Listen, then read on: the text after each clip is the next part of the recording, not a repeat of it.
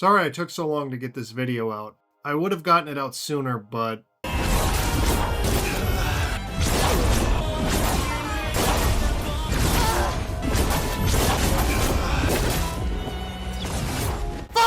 Sandfall Interactive revealed back in October of 2025 that they were going to release a free content update for Clair Obscur Expedition 33 after receiving 5 million sales.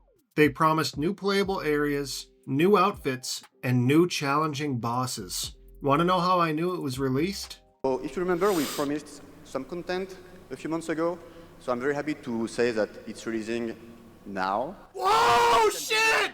Oh my god, I'm playing that shit tomorrow. Let's fucking go. Astrobot, bro. Should have been Astrobot. I've been waiting for this update to come out, so naturally I just jumped right in. After speedrunning the game because I was only in Forgotten Battlefield on my New Game Plus 3 run. As it turns out, you need to be able to fly and dive underwater to access the main course of this update. If you fly east of Lumiere, you'll see Verso's drafts. Similar to Renoir's drafts, this is where the real Verso's unfinished artwork was kept. You can tell you're in the right place because it sorta looks like the bedroom of those who think E33 didn't deserve so many awards, because baby toys such as building blocks can be found here. Upon entering, we learn that this is where Verso's hideaway was when he wanted to escape.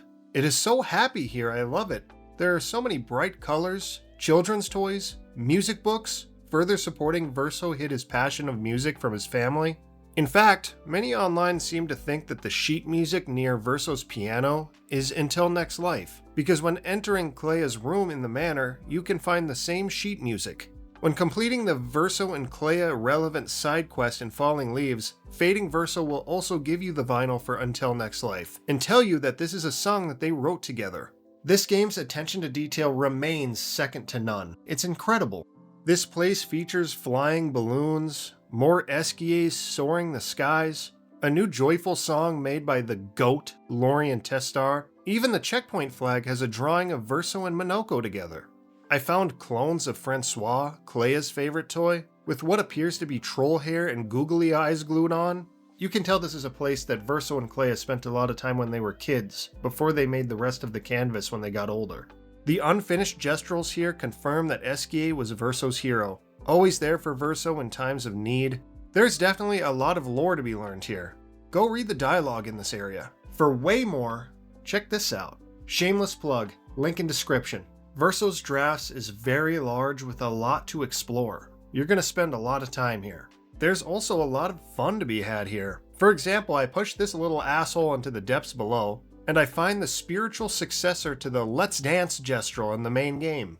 There are all sorts of mini-games that make you feel like a kid again, like earning rewards for landing in these hoops off the diving board. This last one is so damn hard to land in. I am unashamed to admit that I looked up a tutorial on how to get in this tube. Landing in this one is harder than killing Simon, parry only, no luminas on a dance pad with a blindfold. I don't even care, I will not apologize for this.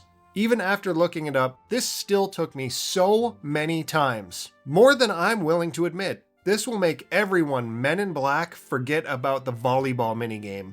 Turns out that Sandfall updated this. They moved it slightly back. If I waited a week for this update, I'd have more hair right now. All they needed to do, a week prior, was move it back 3 pubic hairs.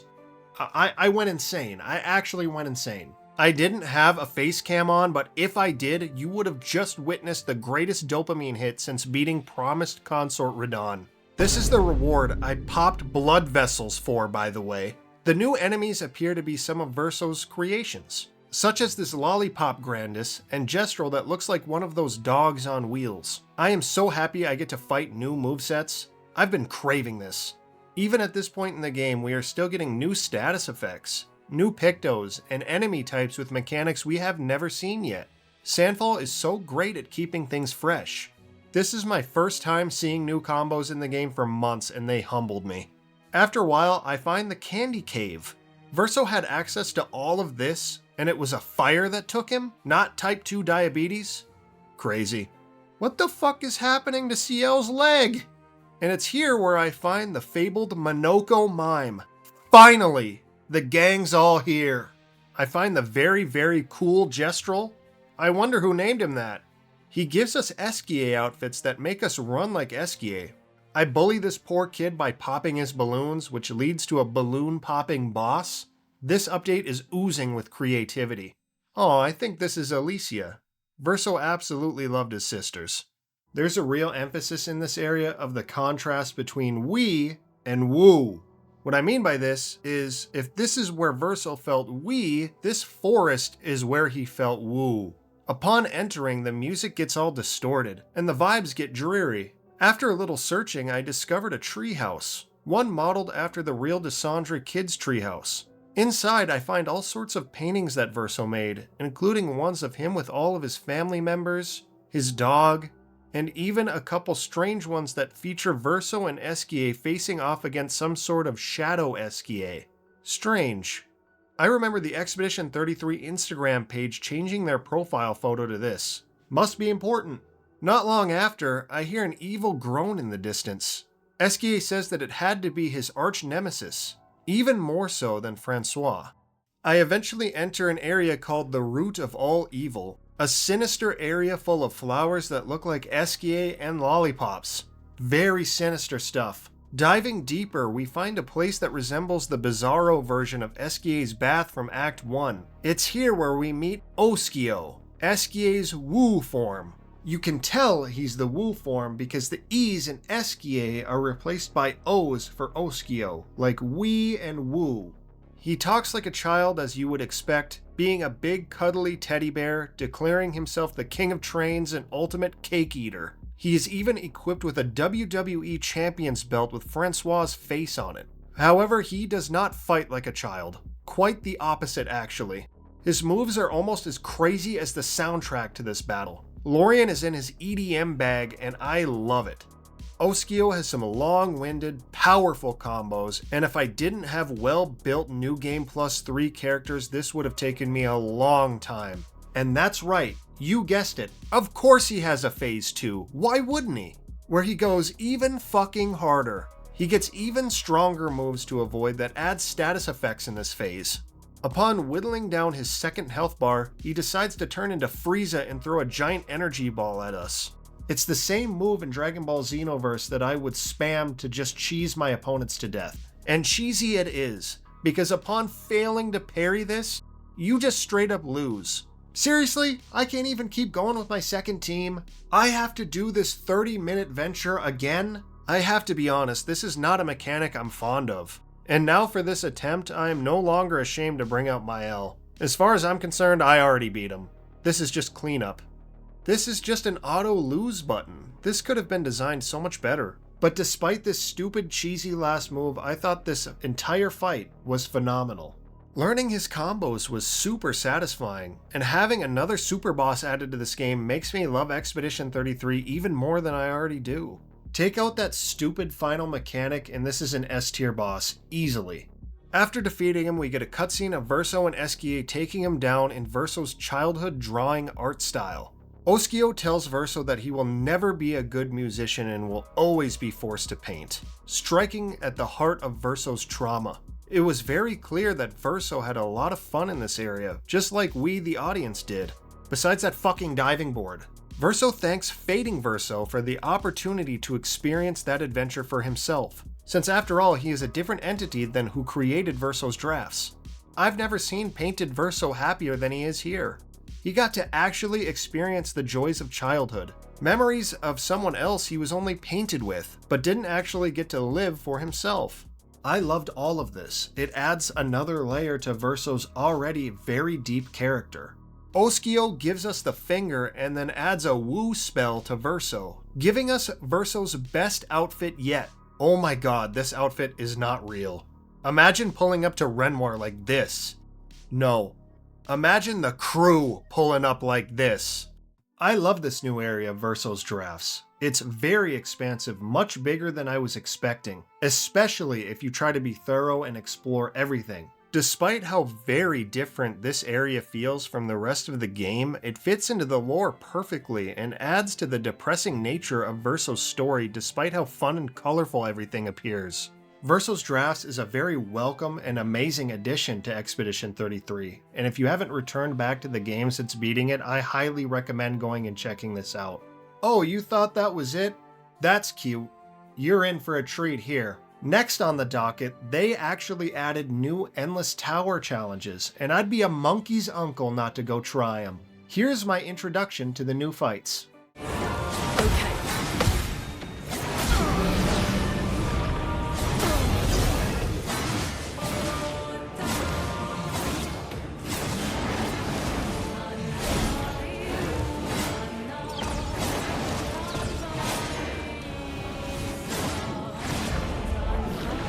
How in the absolute fuck am I supposed to dodge all that shit? This is the first fight that I decided to do. These are the Clair Obscur Duollistes, and they are the definition of that one meme. Turn-based? Well, when the hell is it my turn? These have to be the longest combos in the game. These two remind me of the Clea fight, where she summons Neverons to perform attacks that you've already seen a million times, but they are remixed. The Duollistes here attack the same way we have seen the Duelist attack many times, but it's so extra. They mix and match combos that feel like they never end. Their health pool is also so insanely high that I believe these extra Endless Tower fights are supposed to be the ultimate test. I don't have to nerf myself here. I'll go as far as my build will let me go. Every tweaked Picto and Lumina, every spent color of Lumina, there is no holding back. You need to give these guys all you have. They are that hard. Come on guys, don't call me trash. I'm on New Game Plus 3 and I'm on Expert. Cut me some slack. After some time, I learned these dickheads combos, which I think is only 4, but it looks like 15. I have dodged more than I have ever dodged, only successfully countering a few times, and eventually I circumcised them. Oh my god, for fuck's sakes. I've been at this one attempt for like 30 minutes, and there's a phase 2? If I die to phase 2, I'm gonna crash out. Oh my god. Yeah, I died. I did. I gotta do phase 1 all over again. This is actually ridiculous. Simon ain't shit. Simon is a cakewalk. Simon was a lovely stroll in the park, with a light breeze and a partly cloudy forecast. You want a test in this game? Here it is. For the first time ever, I have to respec my characters. I actually respect them. I used one of my hundreds of recoats for the first time. The best advice I can give for this fight is just do not let your nose get itchy. Through tears, and mostly tears, I finally beat him with a ton of Mael Gomages and Minoko shields. Someone crashed into my car the other day and I had to call insurance. So for 45 minutes I wasn't actually fighting this boss. So subtract 45 minutes off the time here, but regardless, this is still a super long fight. Little did I realize that this duelist combo with the biggest hogs in their trousers of all time was just the beginning of my Endless Tower journey.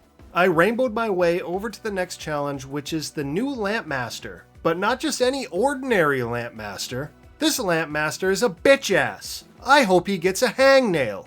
This motherfucker has 3 attacks. Simple, right? Well, he also has these 4 lamps which he consistently changes the order of in which they're lit. In between all of his attacks and his combo, these lamps shoot you, but you must know the lamp's order. You can't be a white, hey there Delilah enjoyer. You must know rhythm. These lamps go in a 4 count, but you can only dodge the ones that are illuminated. And since he's always changing the order, each combo feels new and foreign. I don't know how well I'm really explaining this, but in the simplest terms, fuck this guy.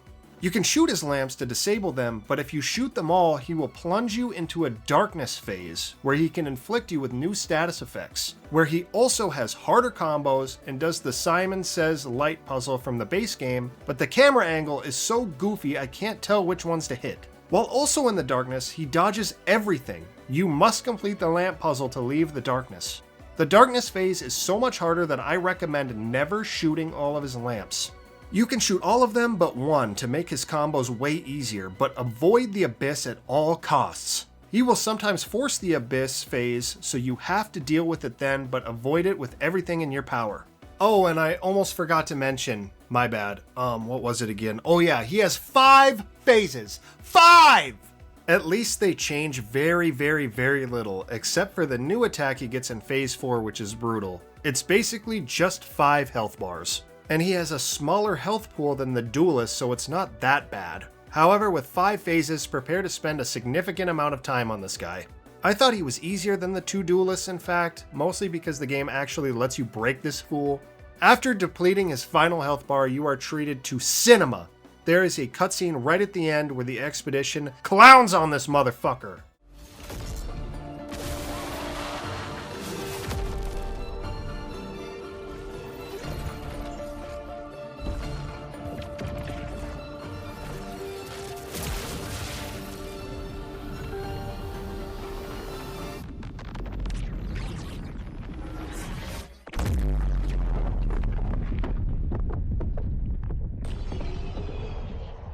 Little did I know my pain was just beginning, because after this is Clea Unleashed. Clea Unleashed is similar to the old Clea, summoning remixed attacks from Nevrons you've seen throughout the game. However, this time, if you miss a parry, it's quite alright. She won't heal herself this time. How dandy is that? Oh? Oh, okay, when's it my turn? When's it my turn, Clea? Can I go, Clea? When can I go, Clea? That's right. Instead of healing after hitting you, she helps herself to another turn. If you ever want it to be your turn, you cannot get hit. And to my knowledge, you have to counterattack her. I might be wrong, but I'm pretty sure dodging her won't do. Put on your best parry and counter Luminas and prepare to die a lot. This fight is just brutal, not to mention the new remixed Nevrons moves are much, much harder than the original fight. The combos are faster, the combos are longer, the combos are deadlier, so best of luck to you. As soon as you master the combos in phase 1, the next phase will humble you, because it's 3 brand new attacks. After you learn that phase, the third phase will humble you. They all get crazier as they go, with the third phase adding an attack from her 2 deadliest creations and combining the first 2 phases into one expansive moveset. Out of the 3 fights I've done in the Endless Tower so far, this one is the biggest hurdle. It's not even close. But if you pack on the shields and learn the combos, you will be rewarded with another amazing cutscene.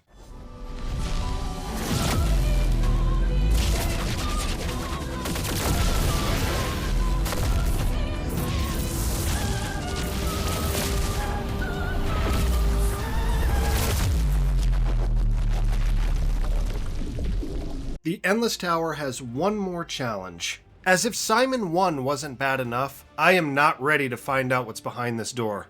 He has all 5 of the same attacks that Phase 2 Simon had, but of course, they are remixed. His combos have a random assortment of attacks between 1 and 4 sword swings. You can always tell what that will be by the number and sequence of lightning strikes in the background. For example, before his sword swing, you'll see 3 strikes in the background with a space between 2 of them. This means you parry all the attacks where the lightning would be and skip the spots with a space. It is similar to the Lampmaster from this update with his lamps. You better have that 4 count mastered, music nerds, because if you don't have his tempo, Fletcher's going to throw a chair at you. I know Simon like the back of my hand. I've fought him so many times at this point, but this guy is a different beast. He has a mechanic where if you break him, he'll become invincible, so that whole strategy is off the table. Sandfall doesn't want you to stun lock him. You have to fight him the old-fashioned way. He also gains another turn if he gets a kill, so no matter what, if he kills you, you get removed from the canvas. And it is not exactly easy to avoid dying to Captain Fuckstick here. You need the reaction time of a New York cab driver to stay alive in this fight. You can't revive your expeditioners like in the first Simon fight, you simply have to get good. After his first health bar, he erases your party from the canvas, so like last time, you must reach the Phase 2 transition with your first party. Phase 2 is exactly the same, but he adds his light speed and Sword of Lumiere attacks with added spice. The last hit of the Sword of Lumiere insta-gomages you, by the way. I learned that the hard way. I found this Phase 2 easier actually, because I'm confident in dodging all of these moves except that blasted long combo. Since Phase 2 adds more moves, he does that bullshit long combo less. In fact, I beat him on the first attempt upon reaching Phase 2. Is what I would have said if I didn't get his health bar all the way down to die. But in Phase 2, Attempt 2, all thanks to the Simoso sword. Special shout out to the Simoso sword. Me and my homies love the Simoso sword. At the end of Phase 2, Attempt 2, I get rewarded with one last incredible Dragon Ball Z cutscene.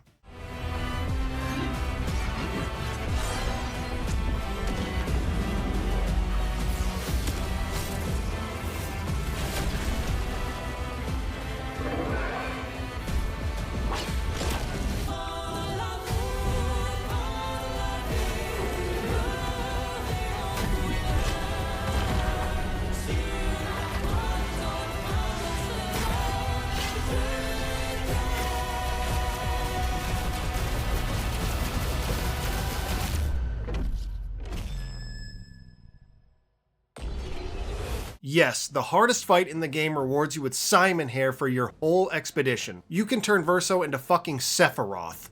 The thank you update also features a new photo mode that I am not talented enough to actually use. Here's the final product. Despite my lack of talent, photo mode is super expansive with tons of photo settings, some of which that I am even unfamiliar with. Those with more talent than me can certainly make some masterpieces with this, I have no doubt. It is also clear that Sandfall listens to the fans, because we now have a Lumina loadout system everyone was crying for. This system is so helpful, and I can finally experiment with my characters without the fear of losing progress. They also added these Lumina filters to find certain Lumina. I am so happy they added this. It streamlines the whole character building process. It used to take me minutes to find a specific Lumina in the sea of them. Now it takes seconds. Don't forget they added a ton of new drip. Some of these outfits are nutty. They even added some gestural merchants in the overworld that have new outfits, so keep an eye out for them. Some of my new favorite outfits include the Cheek and the Osquio outfits. I mean, who doesn't want to fly around like this? This may be a thank you update, but is it? I don't take getting kicked in the testicles repeatedly until I throw up as a thank you. But in all seriousness, Sandfall crushed this free update. I loved everything in this update. It was such a fun revisit to the game. Everything. They added super bosses, the incredible environments, the added lore, all of it. This game is already a 10 out of 10, and this update only solidifies that. I didn't talk about every tiny detail, just the main highlights, so if you want to know more, please go play this. If you are an Expedition 33 fan, I highly recommend jumping back in to check out this new content. Not only is this update a blast, but it'll make you feel again, just like the rest of the game did. Sandfall, you fucking killed it with this game. And you killed it yet again with this update. You didn't throw a dollar amount on this content, you just released it because you love your fans. This is dubbed the thank you update, but for real, thank you Sandfall. You can count on me and many others to be there on your next venture, because you have proven that all you want to do is make a love letter to gaming. A game for gamers. Please like and subscribe if you liked the video, it helps me a ton, and I'll see you next time.